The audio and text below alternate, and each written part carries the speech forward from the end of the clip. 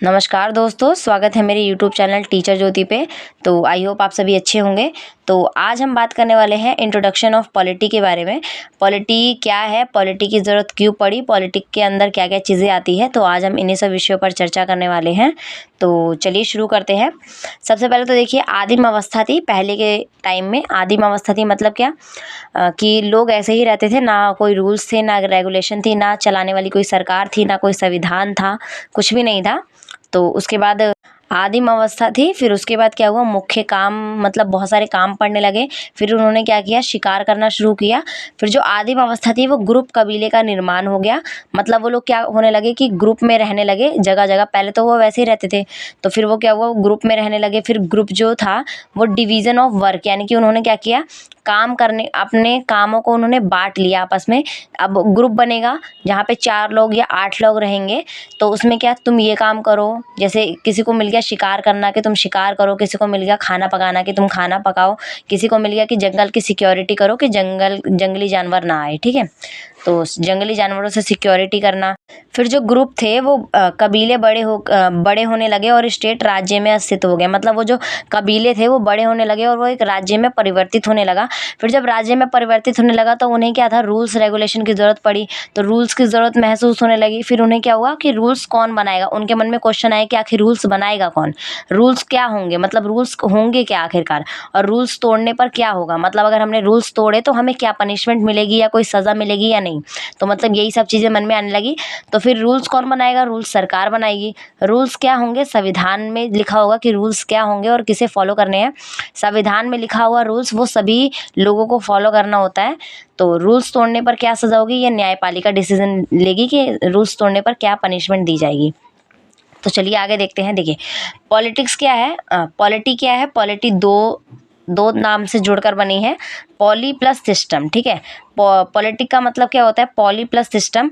Poly का अर्थ होता है स्टेट, यानी कि स्टेट में होने वाले राज्य। मतलब अब मान लीजिए, पॉली का अर्थ है स्टेट, एलिमेंट्स ऑफ स्टेट किसे कहेंगे, राज्य। अब हमारे मन में आने लगे कि आखिर राज्य कहेंगे किसे। अगर हमें राज्य बनाना है तो हमें उसके लिए भूमि चाहिए होगी, यानी कि जगह चाहिए। फिर वहाँ पे रहने के लिए जनसंख्या, यानी कि लोग रहने चाहिए। फिर वहाँ पे चलाने के लिए उसे सरकार चाहिए होगी। फिर हमें संप्रभु चाहिए होगा, ठीक है। अब देखिए, सिस्टम में क्या है, रूल्स और लॉज। अब सिस्टम मतलब कि अब रूल्स होंगे तभी तो कोई सिस्टम चलेगा। अब ये रूल्स लिखे कहाँ होंगे, बुक ऑफ लॉज में। मतलब कि वो जितने भी रूल्स रेगुलेशन है वो कहाँ लिखे रहेंगे, वो संविधान में लिखा रहेगा। मतलब एक उसकी प्रॉपर बुक होनी चाहिए, उसमें सारे रूल्स लिखे रहेंगे और उसे सिस्टमेटिकली सब लोग चलाएंगे और उसको सभी लोग फॉलो करेंगे। अब आगे देखिए, सरकार के अंग कौन कौन से होते हैं। सबसे पहले तो विधायिका होती है, फिर कार्यपालिका, फिर न्यायपालिका, ठीक है। विधायिका में क्या होता है, विधि निर्माण होता है। और विधि निर्माण कौन करता है, संसद करता है। और संसद में कौन कौन होता है, राज्यसभा होती है और लोकसभा होती है, ठीक है। कार्यपालिका में ऐसे ही देखिए, कानूनों को लागू करना। कार्यपालिका का काम होता है कि वो कानूनों को लागू करे। फिर उसके बाद कानूनों को लागू करे। और ये 2 तरह के होते हैं, एक होता है स्थायी कार्यपालिका, एक होता है अस्थायी कार्यपालिका, ठीक है। स्थायी कार्यपालिका में अधिकारी तंत्र आता है, जिसमें अधिकारी तंत्र के अंदर क्या कौन कौन आता है, एक डीएम आता है, एसडीएम आता है, ईटी से मतलब ऐसे ही अधिकारी आते हैं। और अस्थायी कार्यपालिका के अंदर कौन कौन सा आता है, पॉलिटिक्स। मतलब हम जो पॉलिटिक्स में जैसे संसद में बैठ के पॉलिटिक्स करते हैं, जैसे मंत्री परिषद हो गया, ये सब लोग उसमें आते हैं, ठीक है, अस्थायी कार्यपालिका में। अब देखिए, न्याय कार्यपालिका किस लिए होती है। न्याय कार्यपालिका होती है गलत सही का निर्धारण करने के लिए। और न्याय कार्यपालिका में कौन कौन होता है, एक होता है एससी मतलब कि सुप्रीम कोर्ट, एक होता है एचसी मतलब हाई कोर्ट, और एक होता है डिस्ट्रिक्ट कोर्ट, ठीक है। ये सारे कोर्ट्स होते हैं और ये हमारे मतलब ये न्याय करते हैं। अगर किसी ने जुर्म किया है तो उसे कोर्ट में ले जाया जाता है, फिर ये लोग डिसीजन बताते हैं, ये लोग पनिशमेंट देते हैं और ये लोग सज़ा सुनाते हैं कि आपको इस चीज़ की ये सज़ा है। तो ये लोग न्याय निर्धारण करते हैं। अब आगे देखिए, अब हम जानेंगे संविधान के बारे में। संविधान 2 तरह का होता है, एक होता है लिखित संविधान और एक होता है अलिखित संविधान, ठीक है। लिखित संविधान क्या है, जब विधियों को ऑर्गेनाइज्ड वे से लिखकर व्यवस्थित रूप से एक किताब का रूप दे दिया जाता है तो उसे लिखित संविधान कहते हैं। अब लिखित संविधान का मतलब क्या है, अब जहाँ पे एक बुक है वहाँ पे पूरी प्रॉपर तरीके से और वहाँ पे हर चीज़ नंबर वाइज लिखी हुई है, मतलब लाइन से हर चीज़ को तरीके से लिखा गया है और हर चीज़ को प्रॉपर वे में लिखा गया है, तो उसे लिखित संविधान कहते हैं। जैसे उदाहरण के लिए हम मान लेते हैं, हमारा जो भारत का संविधान है वो क्या है, एक लिखित संविधान है, ठीक है। और अलिखित संविधान क्या होता है? अलिखित संविधान में भी लॉज लिखे रहते हैं पर किताब का रूप नहीं दिया जाता, मतलब रूल्स तो होते हैं लेकिन वो बुक में नहीं लिखे रहते, उसे हम क्या कहते हैं? अलिखित संविधान कहते हैं। ठीक है, उदाहरण के लिए यूके। अब देखिए अब हम पढ़ेंगे कि इंडियन कॉन्स्टिट्यूशन क्या होता है। भारतीय संविधान को दुनिया का सबसे लंबा लिखित संविधान कहा गया है। जो भारत का संविधान है वो दुनिया का सबसे बड़ा और सबसे लिखित संविधान है, दुनिया का सबसे लंबा और लिखित संविधान है। ठीक है, अब आगे देखते हैं। अब देखिए इंडियन कॉन्स्टिट्यूशन क्या होता है? इंडियन कॉन्स्टिट्यूशन एक होता है 26 जनवरी 1950, यानी कि भारतीय संविधान 26 जनवरी 1950 को बना था, और एक बना था वर्तमान में इसका स्ट्रक्चर, मतलब पहले इसका स्ट्रक्चर क्या था और वर्तमान में इसका स्ट्रक्चर क्या है। जब ये बना था 26 जनवरी 1950 में, तो इसके कितने पार्ट थे? इसके 22 पार्ट थे, और इसमें अनुसूची की संख्या कितनी थी? 8 थी, और इसमें अनुच्छेद कितने थे? 395 अनुच्छेद थे। ठीक है, और वर्तमान में इसका स्ट्रक्चर क्या है संविधान का? भारतीय संविधान का स्ट्रक्चर क्या है वर्तमान में? इसमें भाग है 25, अनुसूची है 12, और आर्टिकल कितने हैं? 395। ठीक है, अब देखिए भारतीय संविधान क्या है? दुनिया का सबसे लंबा लिखित संविधान है। जो भारतीय संविधान है वो दुनिया का सबसे लंबा लिखित संविधान है, और निर्माण में इसका समय कितना लगा है? मतलब भारतीय संविधान को लिखने में कितना टाइम लगा है? 2 वर्ष 11 माह और 18 दिन का टाइम लगा है। और ये क्या है? हस्तलिखित संविधान है, मतलब इसे हाथ से लिखा गया है। और इसको किसने लिखा है? इंग्लिश में लिखा है प्रेम बिहारी नारायण रायजादा ने, और हिंदी में लिखा था बसंत कृष्ण वैद्य ने। ठीक है, अब देखिए ज्यामिति आकृतियों से सजाया गया, मतलब जो संविधान के आगे डिजाइन है ज्यामिति आकृतियों से सजाया गया, तो वो किसने सजाया है? नंदलाल बोस एवं मनोहर सिन्हा के नेतृत्व में शांति निकेतन के कलाकारों ने सजाया। मतलब नंदलाल बोस ने भी सजाया, और मनोहर सिन्हा के जो साथ में रहने वाले लोग हैं, मतलब उनके साथ जो काम करने वाले हैं, उन्होंने भी सजाया है। ठीक है, अब देखिए इंडियन पॉलिटी क्या होती है? प्रिम्बल यानी कि प्रस्तावना उद्देशिक, मतलब संविधान की कुंजी। ठीक है, अब देखिए ऐतिहासिक पृष्ठभूमि क्या है? 13 दिसंबर 1946, यानी कि इसका उद्देश्य क्या है? उद्देश्य संकल्प के नाम से जवाहरलाल नेहरू द्वारा संविधान सभा में पेश किया गया। मतलब संविधान को जब ये बन गया तो 13 दिसंबर 1946 को इस संविधान को लोगों के सामने रखा गया और लोगों के सामने प्रस्तुत किया गया, और इसके बारे में बताया गया था। किसके? उसमें जवाहरलाल नेहरू। ठीक है, 12 जनवरी 1947 में क्या हुआ था? संविधान सभा द्वारा ऑब्जेक्टिव रिसॉल्विंग को स्वीकार कर लिया गया था। मतलब ये जो ऑब्जेक्टिव रिसॉल्विंग है इसको स्वीकार कर लिया गया था, मतलब संविधान सभा में इसको क्या कर लिया गया था? स्वीकार कर लिया गया था। कब स्वीकार कर लिया गया था? 12 जनवरी 1947 को। ठीक है, अब आगे देखिए प्रस्तावना में क्या क्या है। पहले है इसका स्रोत, फिर प्रकृति, फिर उद्देश्य, फिर IMP केसेस मतलब इंपॉर्टेंट केसेस, फिर संशोधन, फिर इंपॉर्टेंट पॉइंट। ठीक है, अब आगे देखिए ऑर्गेनाइज यानी ऑरिजिन यानी कि स्रोत। हम भारत के लोग यही से प्रस्ताव की शुरुआत हुई थी। अब इस प्रस्ताव को रखा था, तो इसकी शुरुआत कहाँ से हुई थी?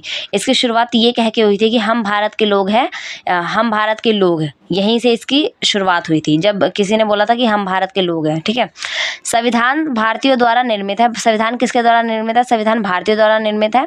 स्वयं ही स्वीकार, स्वयं को ही समर्पित और स्वयं पर ही लागू। मतलब भारतीय संविधान जो है वो किसके द्वारा निर्मित है? वो भारतीयों द्वारा ही लिखा गया है, और किस पे लागू होगा? वो भारतीयों पर ही लागू होगा। और किसने स्वीकार किया है? ये हमें खुद को, मतलब स्वयं को ही स्वीकार करना पड़ेगा, और ये लागू किस पर होगा? स्वयं पर ही लागू होगा। मतलब जितना भी संविधान के रूल्स है वो हमें खुद पर भी लागू करने पड़ेंगे, और खुद पर समर्पित भी करना पड़ेगा, और जितने भी रूल्स रेगुलेशन है वो हमें स्वीकार भी करना पड़ेगा। तो यही संविधान में लिखा गया है। ठीक है, अब देखिए नेचर ऑफ प्रिम्बल। अब संप्रभुता, समाजवादी, पंथ निरपेक्ष, लोकतांत्रिक और गणराज्य। अब इसमें क्या लिखा गया था? संप्रभुता लिखा गया था, समाजवादी, पंथ निरपेक्ष, लोकतांत्रिक और गणराज्य। अब इसके बारे में हम आगे जानेंगे, तो चलिए देखते हैं। सबसे पहले संप्रभुता क्या होता है? निर्णय लेने की स्वतंत्रता, मतलब हमें अपने जो निर्णय है, अपने फैसले हैं, हम वो खुद ले सकते हैं। ठीक है, एक होता है आंतरिक निर्णय, एक होता है विदेशी निर्णय। ठीक है, आंतरिक निर्णय के अंदर क्या क्या आता है? आर्थिक निर्णय आता है, सामाजिक निर्णय आता है, राजनीतिक निर्णय आता है, धार्मिक निर्णय आता है, ETC निर्णय। मतलब हम अपना निर्णय खुद ले सकते हैं। और विदेशी निर्णय में क्या होता है? रक्षा संबंधित निर्णय, संधि समझौता, मित्र राष्ट्र, शत्रु राष्ट्र, ETC। ठीक है, तो ये हमें मतलब अपने फैसले लेने का खुद पे अधिकार है। अब देखिए संप्रभुता क्या होता है, भारत की आंतरिक तथा विदेशी नीति की स्वतंत्र होगी। मतलब भारत की आंतरिक तथा विदेशी नीति स्वतंत्र होगी, मतलब जो भारत की आंतरिक नीति और विदेशी नीति है वो क्या होगी, स्वतंत्र होगी। मतलब वो खुद के फैसले खुद ले सकती है, खुद के डिसीजन खुद ले सकती है, वो किसी पर निर्भर नहीं रहेगी। ठीक है। अब देखिए समाजवादी क्या होता है। सबसे पहले तो समाजवादी में क्या आता है, एक भारतीय समाजवाद होता है, डेमोक्रेसी सोलिशियम लोकतांत्रिक समाजवाद। ठीक है। इसका उद्देश्य क्या था, कल्याणकारी राज्य बनाना, मतलब हमारा जो राज्य है वो कल्याणकारी बने। ठीक है। और इसका तरीका क्या था, शक्ति तथा धन के संकेंद्र को रोककर पावर एक जगह नहीं होनी चाहिए। मतलब जो पावर है वो एक ही इंसान के पास ना रहे, वो हर किसी के पास आता रहे। जैसे मान लीजिए आज हमारे देश के प्रधानमंत्री है श्री नरेंद्र मोदी जी, तो ज़रूरी थोड़ी है वो अगली बार भी वही बने, तो कोई और बनेगा। मतलब जो पावर है वो किसी एक के पास नहीं रहेगा, वो हर कोई उसमें पार्टिसिपेट कर सकता है, और आज उसके पास है तो कल उसके पास भी हो सकता है। ठीक है। ज़रूरी नहीं है कि वो एक ही इंसान के पास।